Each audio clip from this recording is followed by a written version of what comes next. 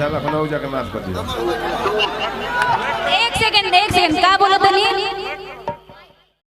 जी hello नमस्कार, आप देख रहे हैं सफारी न्यूज भोजपुरी में आपका स्वागत है। तो चलिए आज मैं बताने जा रहा हूं कि पावर स्टार पवन सिंह ने क्या बोल दिया अरविंद अकेला कल्लू को, जो इतना भोजपुरी में बहुत से बहुत ज़्यादा विवाद बढ़ रहा है।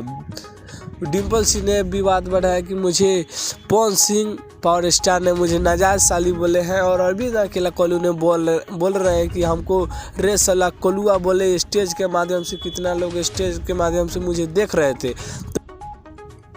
भोजपुरी में विवाद साला रुकिए नहीं रहा है, विवाद बढ़ते ही बढ़ते जा रहे थे। साहिल लाल और पंकज सिंह में पहले विवाद हुआ, फिर उसके बाद पवन सिंह कल्लू में हुआ, जिसके सहयोगी डिम्पल सिंह जी है, जो अपने पावर स्टार पवन सिंह को अपनी जीजा जी मानते हैं।